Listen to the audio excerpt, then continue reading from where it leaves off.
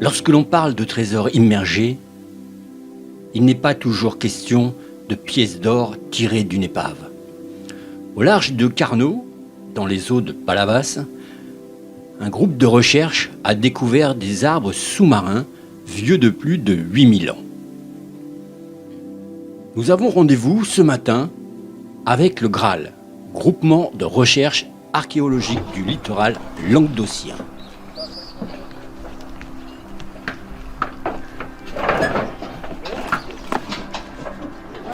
Première expédition, Delphine? C'est ça, première expédition. Dans ces conditions. J'espère que ça va être sympa. Avec Delphine qui appartient aux Areski subaquatiques, club de plongée de Frontignan, nous allons parcourir ces fonds marins.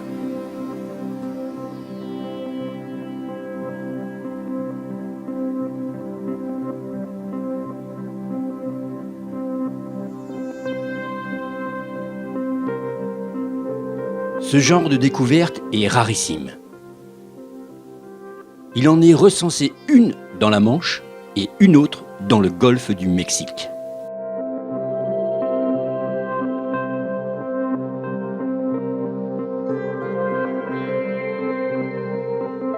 Donc cette forêt.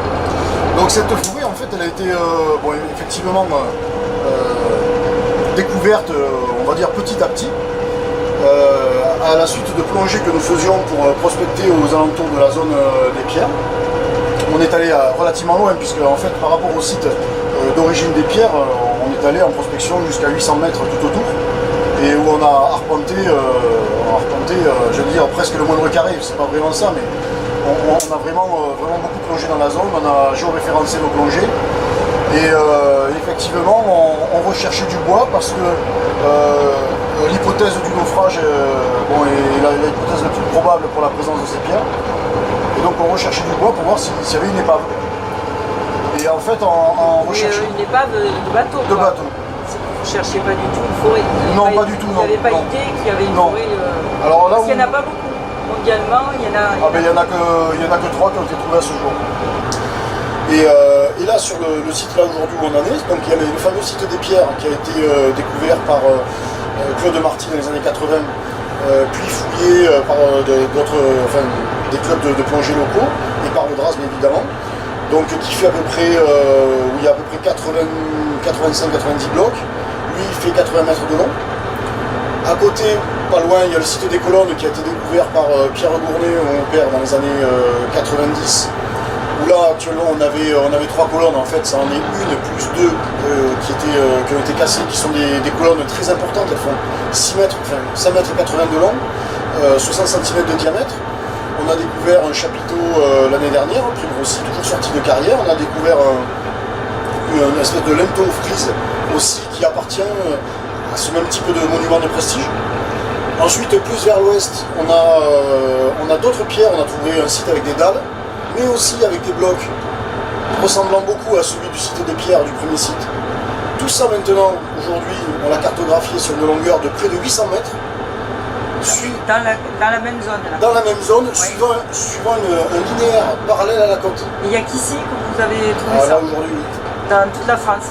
Oui, parce que en fait, en général, le transport les épaves de transport de pierres, si vous voulez les pierres, comme c'est très lourd, en fait, sont toutes rassemblées sur la superficie qu'avait le bateau à la base. Hein, vous voyez, le bateau coule. Il peut y avoir 2-3 blocs un peu éloignés, mais le gros du chargement et les pierres sont les unes sur les autres et sont rassemblées à un même endroit. Là, nous, on a tout le contraire. On a des blocs qui sont alignés les uns après les autres quasiment. Des fois, il y a des rassemblements, des fois non. Des fois, ils sont un peu plus éloignés. Mais on a un véritable alignement. Et ça ne correspond pas vraiment à l'idée qu'on se fait d'un naufrage. En plus, l'alignement n'est pas dans le sens des vents dominants en cas de tempête et tout ça. Donc on ne comprend pas. Et ça, on ne sait pas l'expliquer aujourd'hui. Donc vous travaillez là-dessus? On travaille là-dessus aussi. Parce que c'est on va dire la découverte de la forêt. C'est passionnant là ce que vous faites. Oui, on est passionné. Ah oui, là il y a de quoi. Hein. Ouais. C'est pour ça que la ville de Palavas, on est allé voir Christian Jean-Jean, le maire de Palavas, qui a... En fait, c'est un historien de Palavas. Alors, il a de suite adhéré au récit, en fait. Il a été aussi passionné par ce qu'on fait. Et la ville de Palavas nous aide beaucoup par la mise à disposition de nouveaux locaux, parce qu'on n'avait pas de locaux, alors on se débrouillait les uns chez les autres et tout ça. Et par l'obtention d'une place au port, parce que bon, les fonctionnements aujourd'hui de l'association, c'est nos cotisations. On commence à avoir des Vous êtes à Carnon aussi. Et on est à Carnon jusqu'à présent. Normalement, on doit aller sur Palavas. D'accord.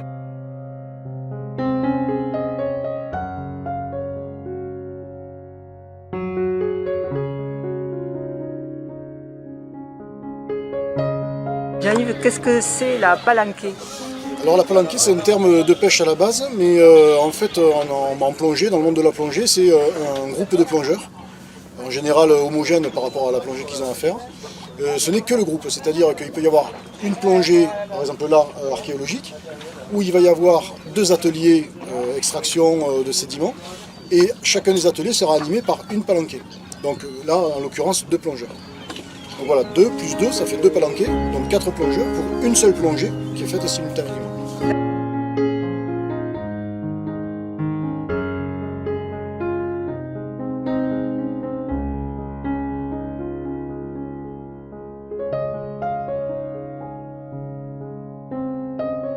Il y a des laboratoires, notamment Benoît de Villers, mais aussi Frédéric Bouchette, qui étudie les couches de sédiments pour connaître on va dire, la nature de l'environnement à ces époques-là et pouvoir les dater.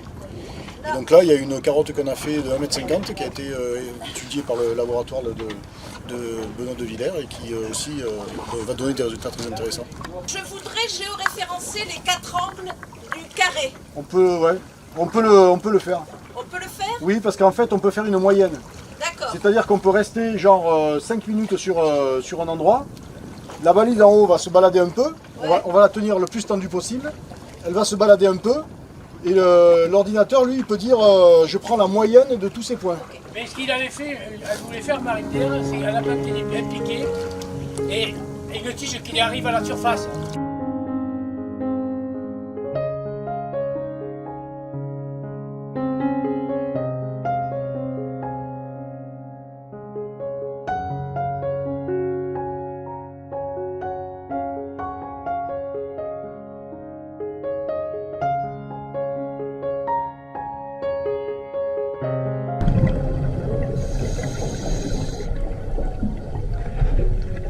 Les membres du groupe de recherche en archéologie du littoral, le Graal, ont sondé les fonds marins entre Palavas et Carnot au cours du mois de septembre.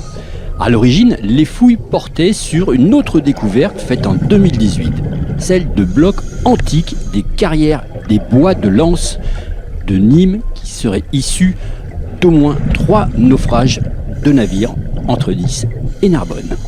Cette fois-ci, pas de colonnes ou de chapiteaux romains en vue, mais des éléments ligneux et verticaux qui ont intrigué les chercheurs. ELV1 et ELV2 ne font qu'un seul site. D'accord. On a la continuité par les 2 souches qu'on vient de nettoyer aujourd'hui avec Pascal. On a mis ELV1 19, ELV1 20 et après ELV1 20, on est sur ELV2 pour travailler à Niècle-Ville. C'est un seul et même site. Il y a une souche de celle que j'ai rajoutée, la 20, qui est énorme, avec des racines encore plus grosses que les autres. 2 premiers arbres avaient été découverts en septembre 2018, puis 2 autres l'hiver 2019.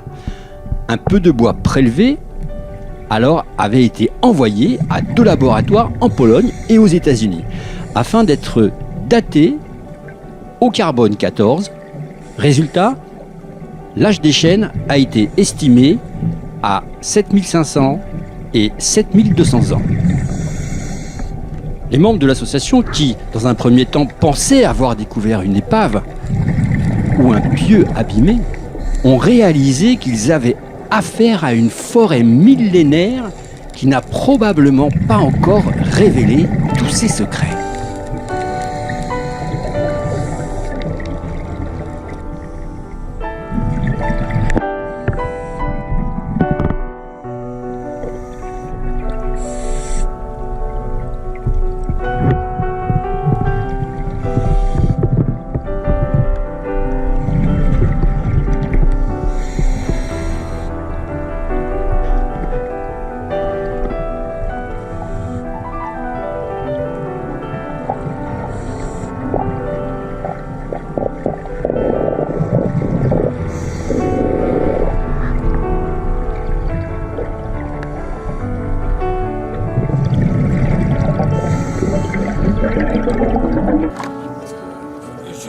responsable de la plongée, des plongeurs, de la sécurité et responsable du support, c'est-à-dire le bateau, du matériel, tout ce qui était technique. Donc tu plonges pas toi? Oui. Non, il peut plonger, mais quand il plonge, il doit déléguer un COH de remplacement. Il faut toujours qu'il y ait Et pour quelqu'un l'instant, sur... il n'a pas encore plongé, le pauvre. Il n'a D'accord. pas vu les souches d'arbres. Alors il est frustré. Je suis plongeur, je suis moniteur de plongée. Je suis moniteur de plongée et comment je veux dire sportif. Et je suis plongeur CH. Scientifique. Scientifique. Je suis un plongeur scientifique du CNRS.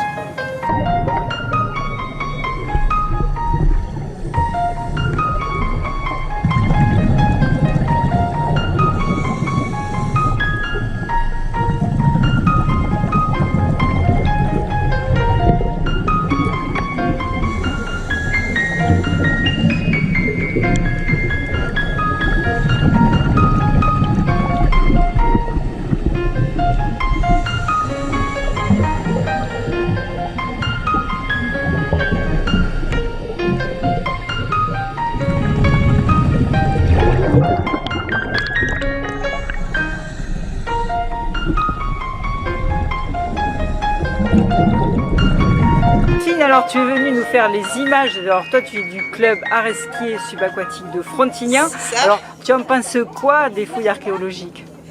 Oh, c'est super sympa. J'ai découvert un univers que je connais absolument pas et c'est vraiment différent. Comme ils disent, c'est du travail, c'est pas du tout le même profil que nos plongées loisirs où on fait ça beaucoup plus pour le fun. Eux travaillent vraiment, en plus c'est précis, il y a vraiment des protocoles, mais super, vraiment très bien. Alors toi tu es intéressé par tout ce qui est bio. Oui, moi c'est beaucoup la biologie sous-marine, tout ce qui est les espèces, et puis les photos, parce qu'on fait des challenges photos au club donc, des arts skiers, et c'est vrai que c'est super sympa, moi j'aime bien ça. Donc là l'archéologie c'est une découverte mais à renouveler. Oui, à renouveler, après c'est vrai que c'est complètement différent, mais c'est bien de découvrir des univers aussi différents, c'est chouette.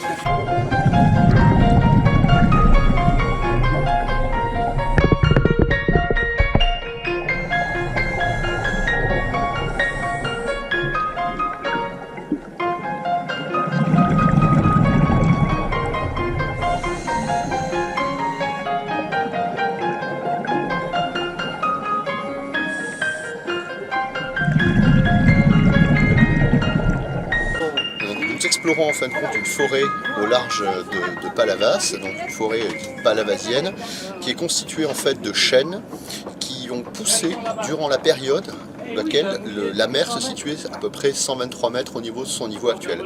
Ce qui veut dire que le rivage était une cinquantaine de kilomètres au large du rivage actuel. Durant cette période, l'ensemble des fleuves côtiers, et en particulier le Lez, ont creusé des canyons qui donc venaient avec un estuaire beaucoup plus au large, et lorsque le niveau de la mer est remonté suite au réchauffement climatique actuel, le niveau a progressivement transgressé vers la côte et les canyons se sont progressivement comblés, et en particulier celui du Lez. Et toute cette zone qui se trouve dans le golfe du Lion, qui était émergée, était couverte d'une forêt. C'est cette forêt que nous avons retrouvée ici, nous sommes à peu près à 1 kilomètre au large de la côte actuelle. Et cette forêt, en fait, a laissé des traces avec ses souches et des souches et des racines. Donc le niveau de la mer remonte et le Rhône envoie ses panaches. Dans la configuration que nous avons ici, on a un courant liguro-provençal qui nous fait arriver en fin de compte les eaux de l'est vers l'ouest, et les panaches du Rhône, les panaches sédiments du Rhône vont créer des dunes hydrauliques qui vont constituer un lit d'eau qui va progressivement se rapprocher de la côte. Donc cette forêt se retrouve non pas au voisinage direct de la mer, mais elle se retrouve en fait elle est sur un lit d'eau au voisinage d'une lagune. Et c'est le fait qu'elle se trouve en fin de compte sur un sédiment lagunaire qui l'a conservé. Donc on retrouve des souches et des éléments racinaires, donc la rhizosphère de cette forêt, couverte sous un sédiment lagunaire, qui ensuite a été recouvert par ces fameuses dunes hydrauliques qui ont migré vers le littoral actuel. Ces dunes hydrauliques constituent d'ailleurs le littoral sur lequel sont installées les villes de Carnon et de Palavas. Et donc cette forêt a été progressivement recouverte d'un sédiment lagunaire puis d'un sédiment marin. C'est ce qui fait qu'on l'a retrouvée en fait dans cet état. Sans ça, on n'aurait eu aucune chance de la retrouver.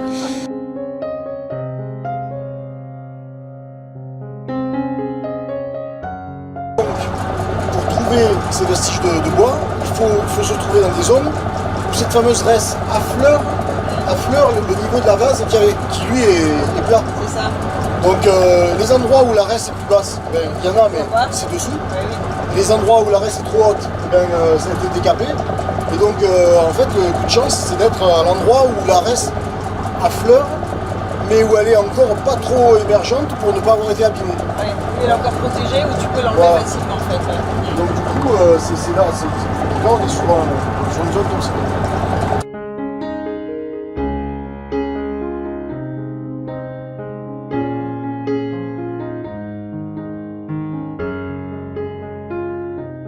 Jean-Yves, merci Au revoir, et à la prochaine. à très bientôt pour d'autres sujets, d'autres aventures. Voilà. D'autres aventures, voilà, exactement.